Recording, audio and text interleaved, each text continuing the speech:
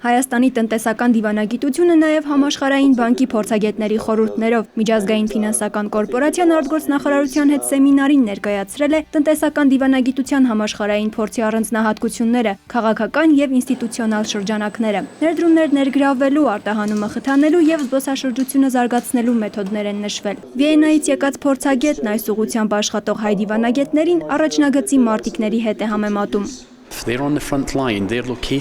Նրանք աշխատում են այն քաղաքներում, որտեղ խոշոր ներդրողների կենտրոնականներն են, եւ նրանք պետք է շփման եզրեր ներկայանալու եւ առաջարկելու հնարավորություն գտնեն, բայց ամենակարևորը տեղեկությունն է։ Պետք է կարողանալ ներդրողի ուշադրությունը գրավել տարբերվող եւ խնամքով մշակված տվյալներով։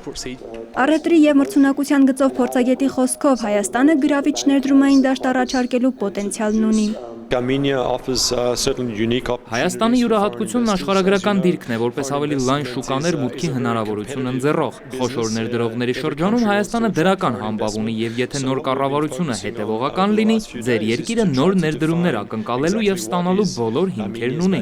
Առավել ինտենսիվ տնտեսական դիվանագիտության անցնելու մասին նախագահ Սարգսյանն ամիսներ առաջ է խոսել, պատասխանելով այս ընթացքում գրանցված արդյունքների մասին հարցին, փոխարտգործնախարարը նշում է, Հնդկաստանի եւ Չինաստանի հետ են սկսել աշխատել նոր միջկառավարական հանձնաժողովների ձևաչափով։ Առաջին նիստերն արդեն կայացել են։ Երկու այդ նիստերի շրջանակներում եւ Հնդկաստանի եւ Չինաստանի հետ բավականին լուրջ եւ հետաքրքիր